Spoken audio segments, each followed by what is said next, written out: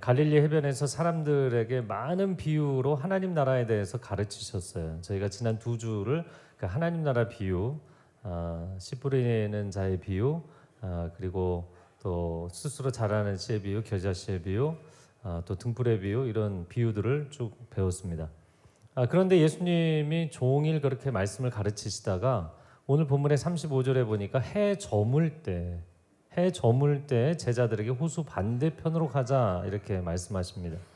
자, 그런데 밤에 불빛이 있는 것도 아니고 또 이 호수에 광풍이 불기도 하기 때문에 왜 예수님은 위험천만하게 호수를 건너자고 하셨을까?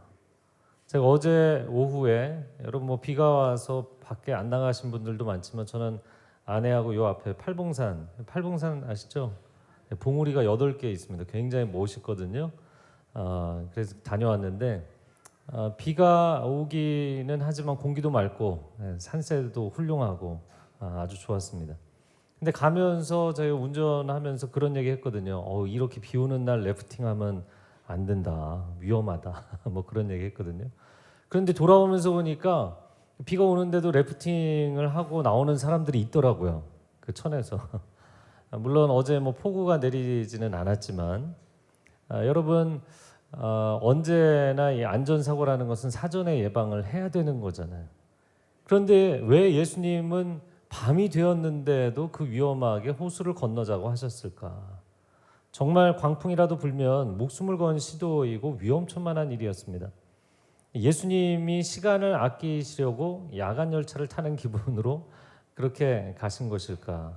아니면 제자들을 일부러 시험하시려고 그 상황을 만드신 것일까? 이 부분에 대해서는 말씀을 나누면서 조금 더 생각을 해보겠습니다. 일단 광풍부터 빠져나오고 그리고 한번 생각해 보겠습니다. 자, 이어지는 36절과 7절 말씀 같이 읽겠습니다. 그들이 무리를 떠나 예수를 배에 계신 그대로 모시고 가매 다른 배들도 함께 하더니 큰 광풍이 일어나며 물결이 배에 부딪혀 들어와 배에 가득하게 되었더라. 예수님께서 사복음서를 보면 한 번은 제자들만 먼저 밤에 호수를 건너게 하신 적도 있어요. 그게 언제냐면 오병이어 기적 바로 직후입니다. 그때는 풍랑이는 바다에서 예수님이 물 위로 걸어오셨어요. 그래서 그 걸어오시는 예수님을 보고 유령인 줄 알고 너무나 깜짝 놀랐던 적이 있습니다. 하지만 이번에는 제자들만 보내신 것이 아니잖아요. 이번에는 예수님이 배 안에 제자들과 함께 계셨습니다. 그런 상황에서 풍랑을 맞은 거예요. 그런데 호수에 바람이 불어봤자 뭐 호수인데 얼마나 바람이 불었겠는가 생각할 수도 있습니다. 오늘 본문의 표현을 보면 큰 광풍이 일어나 배에 어떻게 됐다고요? 부딪혔다고요. 근데 이 표현 그대로입니다. 이 폭탄이 물 위에 떨어지는 것처럼 일어난 현상이에요. 어떻게 호수에 이런 현상이 일어나는가? 제가 갈릴리 호수를 소개할 때마다 늘 드리는 말씀, 폭이 12km, 길이가 21km. 그래서 물 부족 국가인 그 지형에서는 바다라고 불리는 호수입니다. 그런데 이 갈릴리 호수가 지중해 해수면보다 200m가 낮아요. 그런 상태에서 주변에서 갈릴리 산악지대, 그리고 모압 암몬 산악지대, 그리고 저 북쪽으로는 헐몬산이 있어요. 높이가 2814m나 되는 만년설이 있는 헐몬산이 있습니다. 주변에 이렇게 많은 산세가 있고 그 가운데 협곡으로 구성이 되어 있는 곳에 갈릴리가 있는 거죠. 자, 그러다 보니까 밤에 갑자기 그 헐몬산에서 찬 공기가 협곡으로 내려오면서 호수면 위에 낮에 형성되어 있던 뜨거운 바람하고 부딪히면 아주 강력한 충돌이 일어나면서 마치 내리 찍는 것 같은 그런 강풍이 호수에 치는 거예요. 그러면 순식간에 그 호수에서 1m, 2m 바다에서 치는 것 같은 그런 파도가 치게 됩니다. 그리고 물이 배 안으로 막 밀려 들어오고 가득 차게 되었다 이야기하는 거예요. 여러분, 이 제자들이 타고 있는 배가 물이 너무 많이 밀려 들어와서 배가 이제 가라앉을 것 같은 일촉즉발의 위기 상황이 됐습니다. 오늘 본문에 보면 무리를 떠나 이렇게 돼 있습니다. 예수님이 좀 쉼의 시간을 갖고 싶으셨던 것 같아요. 하루 종일 사역하셔서. 그리고 배에 계신 그대로 예수님이 물 위에 앉아서 사람들을 가르치신 거잖아요. 그런데 육지에 내리실 새도 없이 그냥 배를 타고 이동하셨다. 자, 그러면 예수님이 타고 있는 배가 큰 규모의 배일까요? 그렇지 않았던 것 같습니다. 그냥 해변에서 사람들 가르치시기 위해서 타고 있었던 작은 어선, 작은 고깃배였던 것 같아요. 그러니까 깊은 바다에서 돌풍이 불자 비바람에 종이배가 구겨지는 것처럼 그렇게 속수무책으로 어려움을 당하는 상황이 됐습니다. 자, 그러면 예수님과 제자들은 어떻게 반응을 했는가? 오늘 본문의 38절 말씀 같이 읽어보겠습니다. 예수께서는 고물에서 베개를 베고 주무시더니 제자들이 깨우며 이르되 선생이며 우리가 죽게 된 것을 돌보지 아니하시나이까. 예수님이 고물에서 즉 배 뒤편에서 베개를 베고 주무시고 계셨다. 그런데 이제 원어적으로 보면 헬라어에서는 그냥 베개가 아니라 그 베개입니다. 그 베개라는 표현은 이 배 안에 베개가 딱 하나 있는데, 그러니까 아주 중요한 VIP 제일 중요한 배 안에 탄 손님에게 내주는 자리인 것 같아요. 상석이죠. 상석에 베개가 딱 하나 있고 그 베개를 베고 곤히 주무시고 계셨다. 하루 종일 사역을 하셨으니까 지치실 만도 했죠. 그리고 이동 중에 조금이라도 쪽잠을 주무시려고 했던 것 같아요. 근데 이 장면이 너무나 대조적인 것이죠. 호수에는 광풍이 몰아닥치고 제자들은 아우성인데 예수님은 너무나 평온하신 거예요. 무슨 그 자장가 틀어놓고 아이들이 깊이 숙면에 취하는 것처럼 제가 새벽에 일어나서 베란다 창문을 열어놓고 그 비가 오는 그 자연을 바라보면서 아침에 설교문을 쓰는데 딱 이 느낌이 아닐까 그런 생각이 들었어요. 여러분, 내 영혼 평안해, 내 영혼 평안해, 그 찬양 아시죠? 네. 할렐루야. 네, 반주자께서 너무 평안하게 계시다가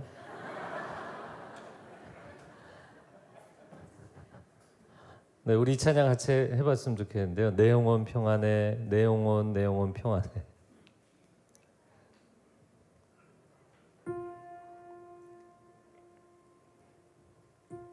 네.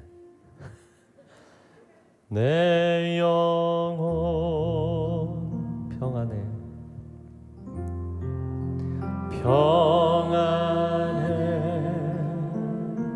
내 영혼, 내 영혼, 내 영혼 평안해. 내 평생에 가는 길 순탄하여, 내 평생에 가는 길 순탄하여, 늘 잔잔한 강 같은지 큰 풍파로 무섭고 어렵든지 나의 영혼은 늘 편안하다.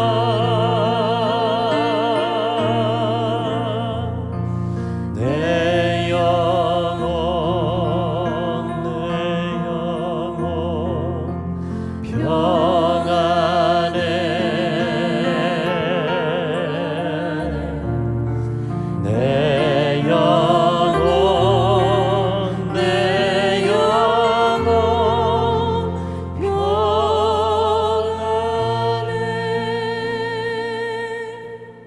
아멘. 네, 설교가 끝나야 될 것 같은데. 네, 여러분 평안하시기 바랍니다. 그런데 예수님은 너무나 평안하신데 제자들은 난리가 났어요. 자, 예수님을 깨우면서 제자들이 이렇게 이야기합니다. 선생님, 우리가 죽게 된 것을 돌보지 아니하시나이까. 여러분, 이게 무슨 상황입니까? 어부들이 목수를 깨우고 있어요. 제자들은 대부분 어부 출신이잖아요. 갈릴리 호수에서 몇십 년 동안 잔뼈가 굵은 사람들, 이런 상황에 가장 잘 대처할 사람들 아닙니까? 그런데 그 사람들이 패닉에 빠졌다. 저는 이 장면을 볼 때마다 느끼는 것은 일반인의 두려움과 전문가의 두려움은 다른 차원의 것이다. 여러분, 일반인들은 막연하게 분위기 때문에 두려워하는 것이지만 전문가들은 이 상황이 어떤 상황인지를 너무나 잘 알기 때문에, 너무나 정확하게 알기 때문에 두려워하는 거예요. 그래서 제가 떠오른 직업군이 있어 찾아봤습니다. 소방관들. 여러분, 소방관들이 늘 불길에 뛰어들고 장비를 입고 들어가니까 두렵지 않을까요? 아니요. 이 사람들이 트라우마가 생기게 돼 있어요. 그래서 뉴스를 찾아보니까 2021년도 뉴스에 트라우마를 겪고 있는 소방관이 4년 새 2배로 증가를 했다. 요즘은 또 기온이 계속 급상승하기 때문에 또 화재가 많이 나잖아요. 그러니까 소방관들이 굉장히 어려움을 많이 겪고 있죠. 그리고 2021년도 그 뉴스에 보니까 그 해에만 극단적 선택을 한, 트라우마 때문에 극단적 선택을 한 소방관이 12명이나 되었다. 이렇게 돼 있어요. 제가 이 기사를 보면서 분당 판교 지역에 소방관 수고하는 분들을 우리가 격려하는 사역을 해야겠다, 그런 생각을 했어요. 여러분, 베테랑 어부들마저도 죽음의 위협을 느낄 정도로 심각한 상황이었다는 겁니다. 선생님, 우리가 죽게 되었습니다. 죽음의 벼랑 끝에 서 있습니다. 이제는 도저히 저희들 힘으로는 버틸 수가 없습니다. 만약에 주님이 우리를 도와주시지 않으면 우리는 아무런 가망이 없습니다. 자, 그런데 예수님이 어떻게 하셨는가? 39절 말씀 읽어보겠습니다. 예수께서 깨어 바람을 꾸짖으시며 바다더러 이르시되 잠잠하라 고요하라 하시니 바람이 그치고 아주 잔잔하여지더라. 자, 예수님이 깨어나셨어요. 저는 예수님이 깨어나신 장면을 그냥 혼자 좀 상상을 해봤습니다. 여러분, 자녀들 어제 막 신나게 놀고 오늘 아침에 일어날 때 막 몸을 비틀며 으아 막 비명을 지르지 않던가요? 조용히 예수님이 그렇게 막 너무 피곤한데 힘겹게 일어나셨을까? 아니면 조용히 평온하게 일어나셨을까?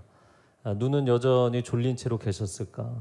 아니면 성화에서처럼 머리가 기셨다면 광풍이 불고 있기 때문에 긴 머리가 막 갈짓자로 휘날리지 않았을까? 근데 예수님께서 일어나시자마자 바람을 꾸짖으시고 바다에게 명령하셨어요. 그러자 방금 전까지 미친 듯이 불던 돌풍이 멈추게 되었다. 사방이 조용해졌습니다. 자, 바람이 잔잔해지고 나니까 풍랑이 잠잠해지고, 풍랑이 잠잠해지고 나니까 이제 파도가 안 치니까 더 이상 배에 물이 들어오지 않고, 배에서 물을 퍼내던 사람들의 손도 멈추고, 한가운데 호수에 그냥 배만 덩그러니 있는 것 같은 장면이 된 거죠. 저를 한번 따라해보세요. 잠잠하라 고요하라. 네, 잠잠하라 고요하라. 이 말씀은 바람을 향해서, 호수를 향해서 하신 말씀일 뿐만 아니라 우리 영혼에 주시는 말씀인 줄로 믿습니다. 만물의 창조주이시고 자연의 모든 역사를 주관하시는 주관자 되시는 주님께서 이 말씀을 하실 때 위험이 느껴지는 거죠. 어디에서 문제가 생겼는지, 여러분, 어떤 상황에서 문제가 생기면 거기 일을 하고 있는 현장에 있는 직원들하고 얘기하는 게 아니라 결국에는 담당자하고 이야기를 해야만 해결될 때가 있는 거예요. 우리 인생도 마찬가지입니다. 우리 인생의 여러 가지 문제의 상황에서 사람과 씨름하고 문제 상황과 씨름하고, 아니요, 그 문제를 해결하실 수 있는 주관자이신 주님께 나아가야 될 줄로 믿습니다. 제가 전에 여호수아 청년부 담당할 때 3.1절에 저희가 항상 구국기도회를 했거든요. 나라 위한 기도회. 그리고 나서 여러 곳으로 중요 스팟으로 흩어져서 이제 기도를 했어요. 저는 그 당시에 이제 청와대 한 200명 정도 되는 청년들을 데리고 왔습니다. 근데 청와대 앞에 아무런 뭐 예고도 없이 이제 사람들이 가야 되니까 그 청와대 근처에 효자동에 무궁화 동산이라고 있어요. 그래서 그 무궁화 동산으로 가면서 한꺼번에 올라가면 이분들이 당황하니까 2명, 3명, 3, 3호 올라가자. 근데 그렇게 해서 계속 청년들이 올라오니까 이 청원 경찰들이 저희를 이제 제지하기 시작했어요. 그래서 제가 이제 거기 현장에 있는 사람이 저희를 제지해서 이제 이야기를 하는데, 이 사람은 보니까 얘기를 해도 소용이 없을 것 같아요. 담당자를 불러달라. 전체 담당자가 왔어요. 저희가 이곳에서 조용히 평화롭게 나라를 위해서, 대통령을 위해서 기도하려고 한다. 그랬더니 그분이 그 자리에서 바로 허락을 해줬어요. 그래서 200명이 모여서 무궁화동산에서 손들고 청와대를 향해서 중보기도 했던 적이 있습니다. 여러분, 인생의 평시에는 내가 주도적으로 역할을 할 수 있습니다. 그러나 인생의 전시 상황이 되면 내가 아무것도 컨트롤할 수 있는 것이 없는 거예요. 그럼 내가 아무것도 할 수 없는 상황에서 어떻게 하겠는가? 그때는 인생과 역사를 주관하시는 예수님께 도움을 청해야 되는 줄로 믿습니다. 우리의 주님은 자연 만물을 운행하실 뿐만 아니라 인생과 역사를 섭리하시는 주님이시잖아요. 광풍이 내리치는 한가운데서도 한치의 요동함이 없이 평안하셨던 그 예수님, 그 예수님의 평강이 저와 여러분 가운데 임하기를 축복합니다. 사실 한편으로 보면 마음이 짠하죠. 쪽잠을 주무시고 계셨는데 그 잠도 깨어나셨으니까. 여러분, 이것을 영적 전쟁으로 보아야 될까? 아니면 단순한 자연현상으로 보아야 될까? 여러분 생각에는 어떤가요? 이건 단순한 자연현상이다. 저만 손 들었네요. 이건 뭐 영적 전쟁이다. 네, 그 외의 분들은 뭐 둘 다다. 뭐 둘 다죠. 자연현상이 맞는데 영적 전쟁이기도 했어요. 왜냐하면 이 다음 본문이 뭐냐면 예수님이 호수를 건너서 만나신 사람이 광인이었어요. 군대 귀신 들린 광인. 광인을 만나러 가시다가 광풍을 만난 거예요. 우울증이 있는 내담자와 상담을 하다 보면 상담자가 우울증에 영향을 받게 됩니다.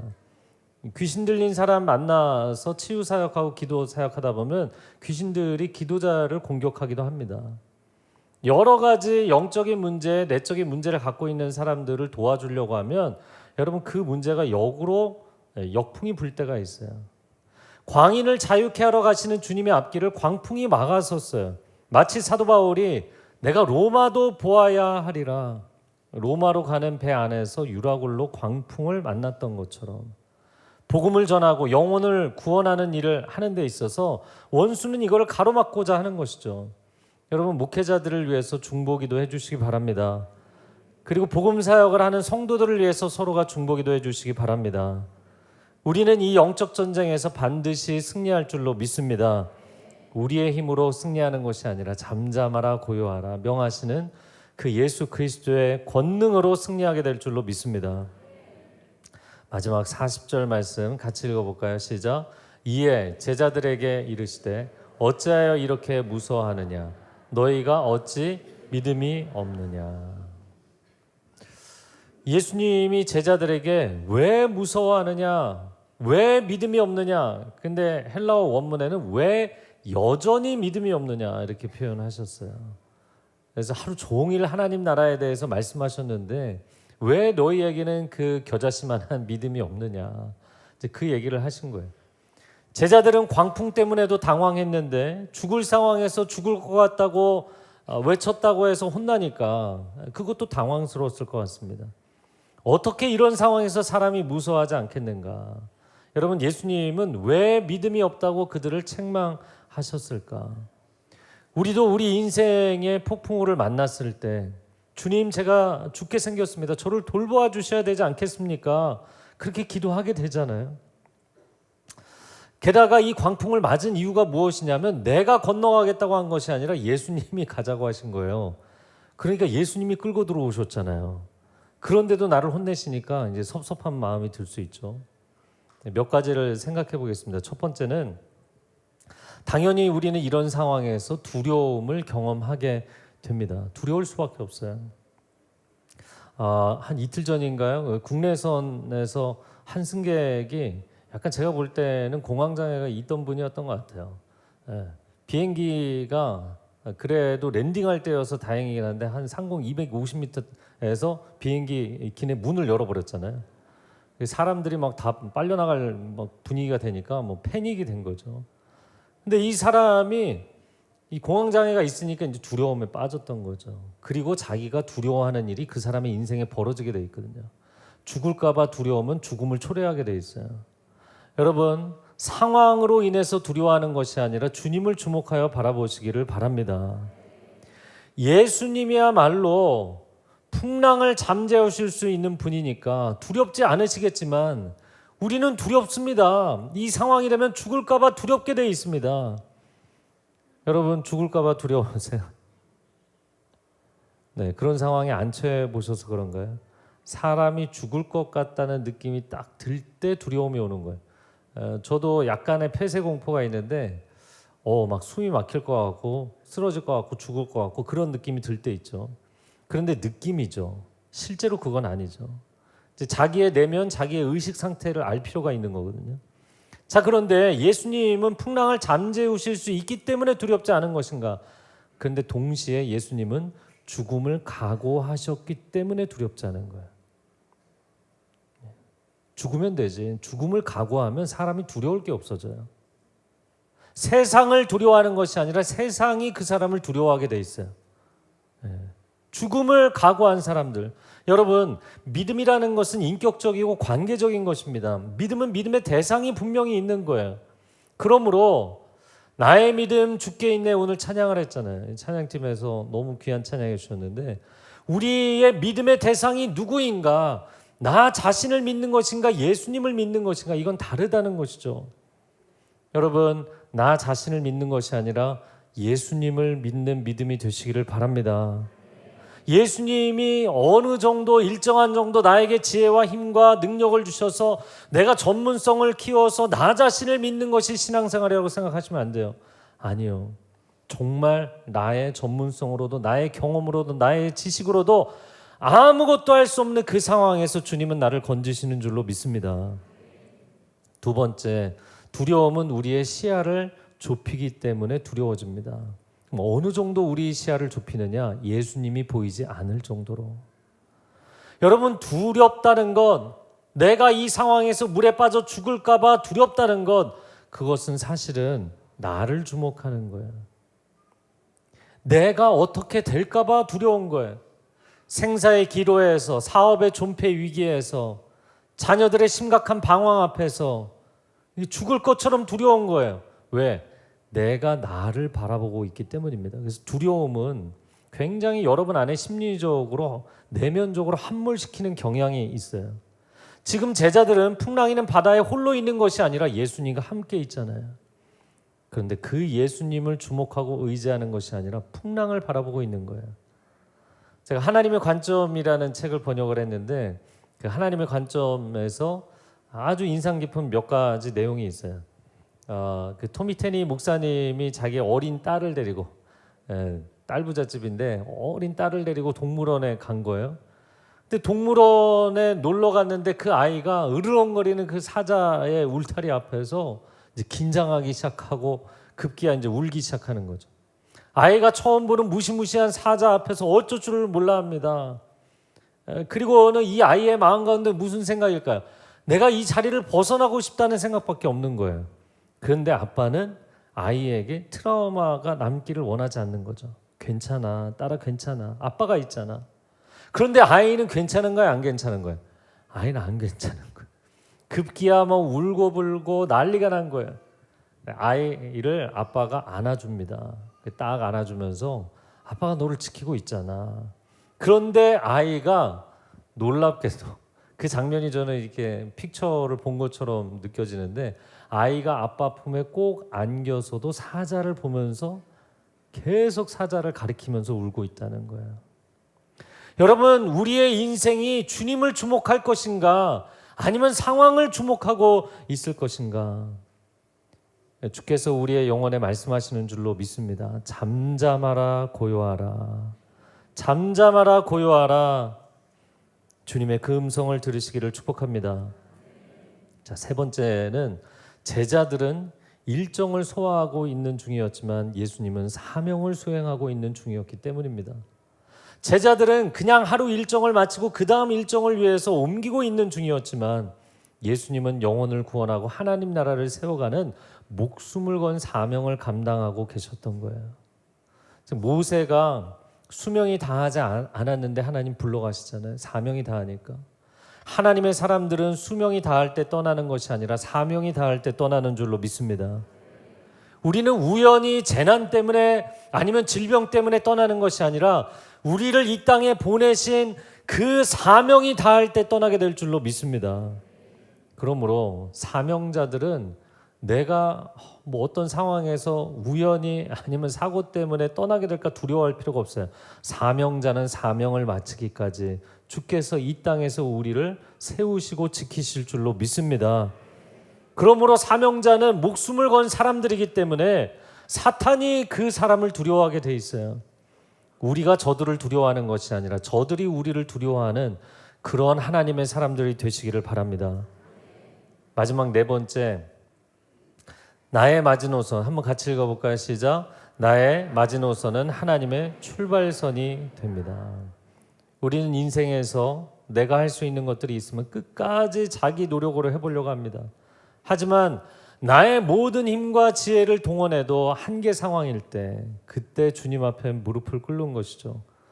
자, 그런데 놀랍게도 홍해 앞에 서서 바로의 군대가 뒤쫓아올 때 모세가 선포했던 것처럼 너희는 두려워하지 말고 가만히 서서 여호와께서 오늘 너희를 위하여 행하시는 구원을 보라. 할렐루야. 네, 제가 그 새벽 예배 때도 계속 말씀드렸지만 우리가 아무것도 할 수 없을 때는 어떻게 해야 된다고요? 가만히 있어. 가만히 있으면 돼요. 거기서 비행기 문을 열고 막 뛰쳐내리려고 하고 아니요. 그냥 가만히 있어야 돼요. 근데 가만히 있을 뿐만 아니라 또 한 가지 하나님께 SOS를 하고 하나님의 구원의 역사를 체험하시기를 축복합니다.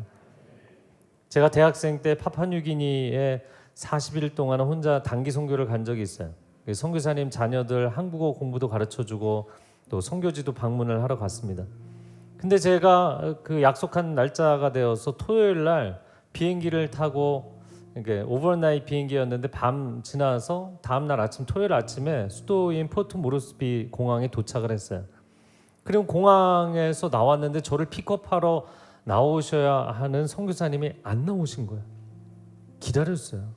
1시간을 기다리고 2시간을 기다리고 오전이 다 지나가고 오후 1시가 되고 2시가 되고 그 파푸아뉴기니가 세계에서 가장 열악한 나라들 중에 하나거든요. 지상에서 식인종이 제일 마지막까지 있었던 동네예요. 그 원주민들이 저한테 막 계속 호객행위를 하는데 난 기다리는 사람이 있다. 근데 그 작은 공항에 혼자 허여멀 건 사람이 앉아갖고 있으니까 끊임없이 저한테 호객행위를 하더라고요. 오후 1시가 됐어요. 2시가 됐어요.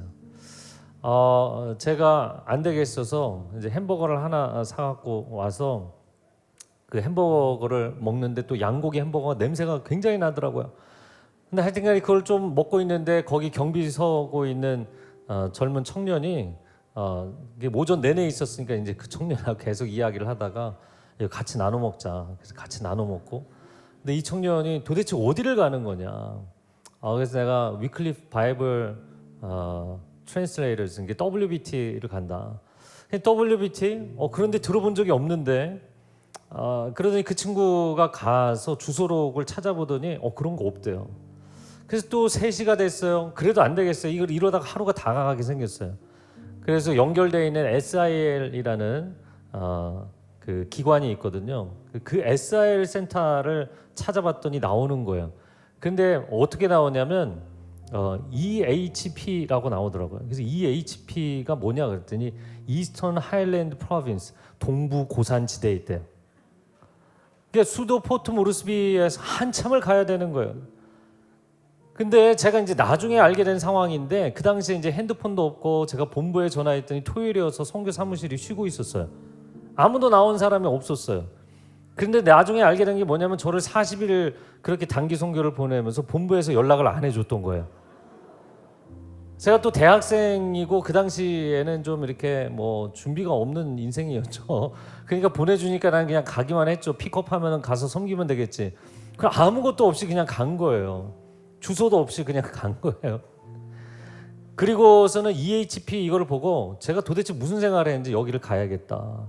그리고 제가 그 친구한테 여기 가는 비행기를 구할 수 있냐 그랬더니 고로카라는 그 도시가 하나 있는데 거기 가는 마지막 비행기가 4시에 간다. 제가 그 티켓을 끊어서 비행기에 앉았어요. 그 비행기 좌석에 앉으면서 하나님, 제가 오늘 WBT 그 센터에 들어가는 사람을 만나게 해주십시오. 그러면서 간절히 기도하면서 비행기를 탔거든요. 근데 제가 비행기를 탔는데 제 옆에 세 분의 전부 다 원주민인데 3명의 서양 분들이 계시더라고요. 나이가 연세가 많으신 분들이었어요. 근데 이제 인사를 나누고 얘기를 하다 보니까 은퇴하신 선교사님들인데 이분들은 뉴트라이브 미션이라는 선교단체 선교사들이시더라고요. 본인들도 처음 오는 곳이고 그곳에 계신 한 할아버지 선교사님한테 놀러가 만나러 가시는 길이라고 제 사정을 듣더니 딱하다고 우리 그 뉴트라이브 미션 센터에서 재워주겠다고 그래서 감사합니다 그러고 다음날 찾아봐야지 그러고서 고로가에 저녁에 6시 반에 랜딩을 했는데 정말 산이 캄캄했습니다. 이 파푸아뉴기니가 너무너무 뭔가 이렇게 개발이 안 된 지역이거든요. 산골 오지에 있는 공항에 내려서 이제 짐을 찾고 있는데 거기 그 공항 관리인이 저한테 그러는 거예요. 너 SIL 간다고 하지 않았어? 너 지금 밖에 SIL을 가는 버스가 한 대 있어. 아니 그래서 그 오지에 무슨 SIL 가는 버스가 있나? 그래서 가서 약간 이제 의심 반 이렇게 해서 가서 보니까 SIL 센터에 하이스쿨이 있는데 하이스쿨에 그 인도계 선생님이 계셔갖고 그 선생님들이 인도 고국에 갔다가 돌아오는 날이었어요. 그날이. 근데 그분들은 비행기 스케줄이 안 맞아서 마지막 비행기를 놓치고 저만 도착을 했는데 그 인도 선생님 자녀들하고 학교 선생님이 스쿨버스를 몰고 온 거였어요. 마지막 비행기까지 기다리다가 저만 태우고 그날 센터를 들어갔어요. 경비행기를 타야만 들어갈 수 있는 그 산골 오지에 그날 들어간 거예요. 할렐루야. 그리고 다음날 선교사님 댁, 한국 선교사님 댁에 문을 두드렸어요. 왜냐면 제가 밤 9시에 거기 센터에 도착했기 때문에 캄캄한 오지 한가운데를 그 산길을 뚫고 가는데 와 정말 놀랍다 이런 생각이 소름이 끼칠 정도였습니다. 여러분 선교지에 가면 기적을 굉장히 많이 체험합니다. 기도 응답이 너무나 잘 됩니다. 이유가 뭔지 아세요?